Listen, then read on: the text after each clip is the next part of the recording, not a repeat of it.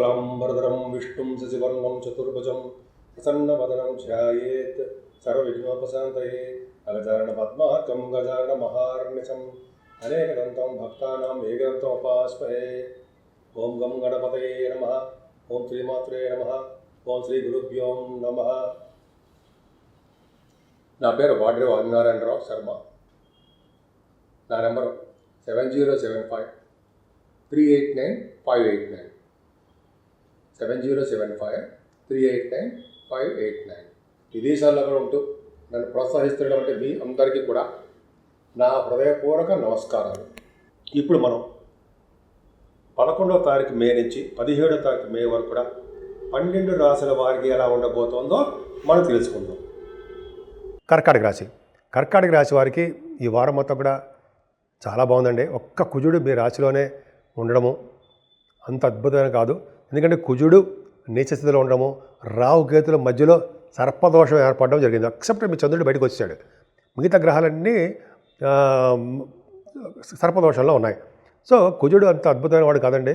చికాకులు, కోపాలు, మనస్పర్ధలు అవన్నీ రావడానికి అవకాశం ఉంది. పైగా మీరు రియల్ ఎస్టేట్ రంగంలో ఉంటే భూముల వల్ల నష్టాలు రావడానికి అవకాశం ఉందండి. పైగా మీ ఫైనాన్షియల్ స్టేటస్ మాత్రం ఏమాత్రం తగ్గదు. ఎందుకంటే ద్వితీయాధిపతి లాభస్థానంలోకి వచ్చాడు. ఖచ్చితంగా లాభాలు బాగా అధికంగా ఉంటాయి. మీ అన్నయ్యలకి చాలా బాగుంటుందండి. కర్కాటక రాశి వాళ్ళకి అన్నయ్యలకి చాలా అద్భుతంగా డబ్బులు బాగా సంపాదించుకుంటారు. వాళ్ళ అక్కయ్యకి కూడా చాలా బాగుంది. మీకు ఫైనాన్షియల్ స్టేటస్ బాగా పెరిగి తీరుతుంది వారంలో. అంతేకాకుండా మీరు జర్నీస్ చేస్తారండి. దగ్గర ప్రాంత ప్రయాణాలు చేద్దాము అనుకుంటారు, లేట్ అయిపోతుంటుంది. బయలుదేరుతుంటారు, ఏదో అపశకనాలు లేకపోతే ఏదో చిన్న చిన్న ఇబ్బందులు, ప్రయాణాల్లో ఇబ్బంది అవి కలగడానికి అవకాశం ఉంది. మీ తమ్ముళ్ళు ఎవరైనా ఉంటే వాళ్ళకి కొంచెం చిన్న అక్కలు తమ్ముళ్ళు కానీ చెల్లి కానీ ఉంటే వాళ్ళకి చిన్న చిన్న ఇబ్బందులు ఉంటాయండి. ఏదేమైనా గురుడు 4th భావానికి దృష్టి పెట్టాడండి. గురుడు మారాడుగా 12 భావాలకు మారిపోయాడు కదా ఆయన. మారిపోవడం వల్ల ఏమవుతుందంటే గురుడు మీకు 4th భావానికి దృష్టి పెట్టడం వల్ల కంఫర్టబుల్నెస్ పెరుగుతుందండి. ఇంతవరకు మీరు చాలా కష్టపడ్డారు. ఇప్పుడు అంతగా సుఖాలు అనుభవిస్తారు. మీరు చాలా సుఖాలు అనుభవిస్తారు. ముఖ్యంగా సంగీతంలో బాగా మీకు మీరే సాటి అనిపించుకుంటారు. తర్వాత మీ మదర్ గారి యొక్క ఆరోగ్య పరిస్థితి, ఆర్థిక పరిస్థితి చక్కదిద్దుకుంటారు. అలాగే భూములు, వాహనాలు, గృహాలు ఇప్పటి నుంచి మీరు కొనుక్కోవడం మొదలు పెడతారు.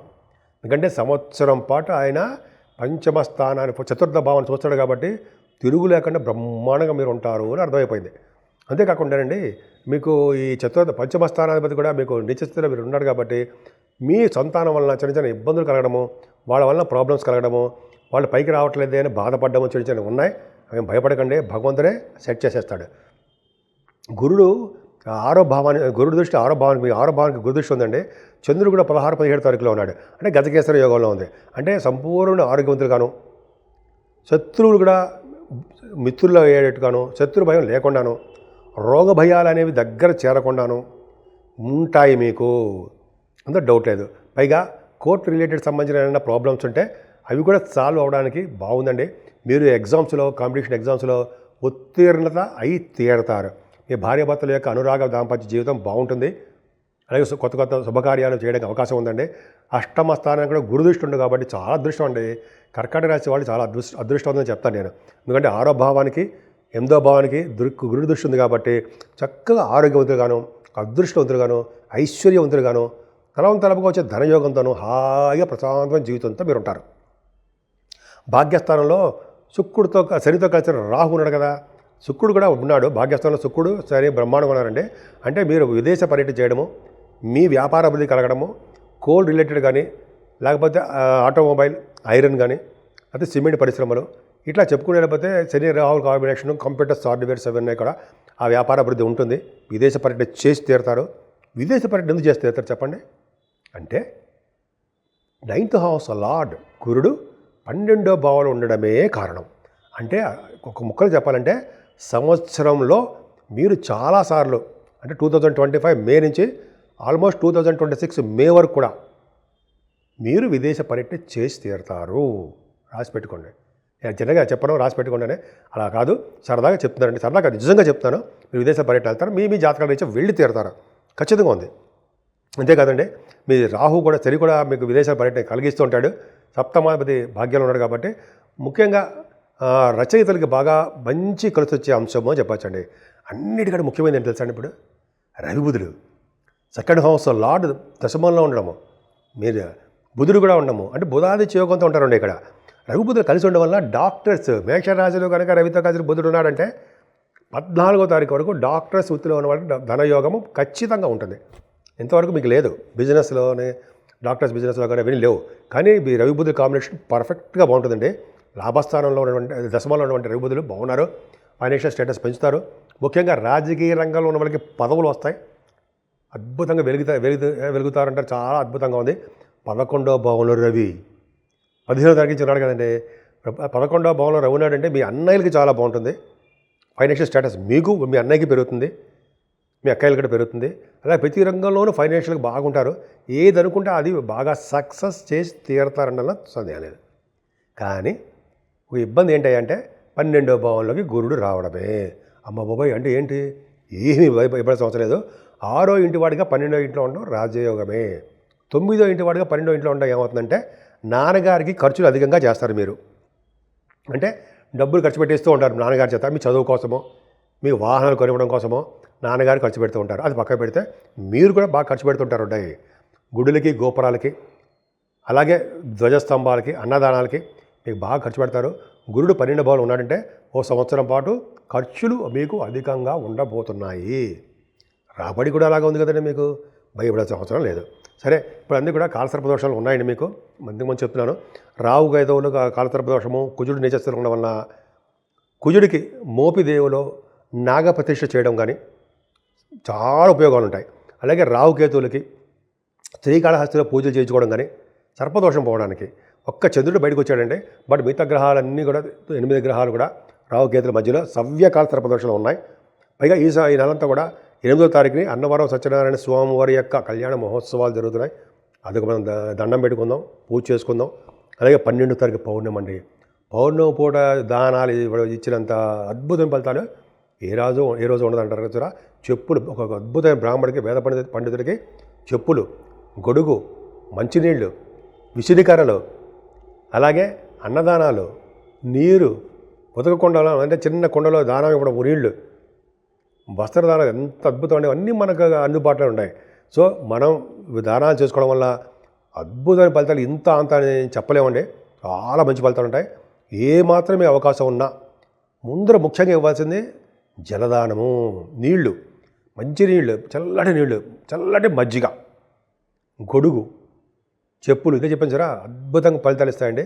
సో మీరు ఏమాత్రం అవకాశం ఉన్నా ఈ అవకాశాన్ని ఉపయోగించుకోండి. మీనరాశి నుంచి మేషరాశి వరకు కూడా చెప్పదగ్గ పరిష్కారాలు, సూచనలు, రెమెడీస్ అంటాం కదండి. మనం ఏంటి అంటాం, అడుగుతాం కదా, జనరల్గా ఏం చేస్తే బాగుంటుంది. ఈ వారం రోజులు కూడా రండి 12 రాశుల వరకు అండి, మీనరాశి నుంచి మేషరాశి వరకు అనుకున్నాం కదా. ఈ ఫలితాలు ఏంటంటే ముఖ్యంగా కాలసర్ప దోషంలో అన్ని గ్రహాలు ఉన్నాయండి. రాహుకి కేతువుకి మధ్యలో సవ్యకాల సర్పదోషాలు ఉన్నాయి.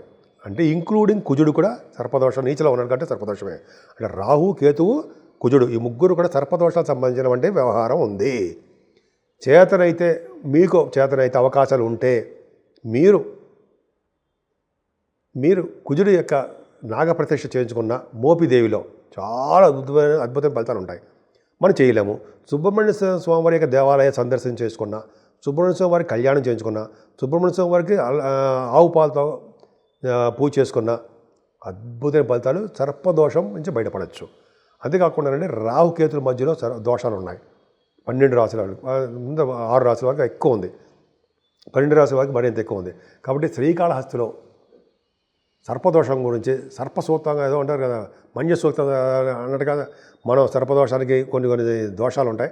అది ముఖ్యంగా కాళహస్తిలో మనం సర్పదోషం గురించి పూజలు చేసుకున్నా, మనం అక్కడికి వెళ్ళలేకపోయినా ఆన్లైన్లో పూజ చేయించుకున్నా, లేదా మన దగ్గర ఉన్న దేవాలయాల్లో రావుకేతులు పూజ చేయించుకున్నా, లేదా అమ్మవారికి అభిషేకాలు చేయించుకున్నా, కుంకుమ పూజ చేయించుకున్నా, లేదా చండీ హోమాలు లాంటి మంచి మంచి పౌర్ణమి పూట చేస్తారండి చండీ హోమం, అది చేయించుకున్నా 12వ తారీఖునే రావుకేతుల వల్ల వచ్చే దోషాలు సంపూర్ణంగా పరిహారం అవుతాయి.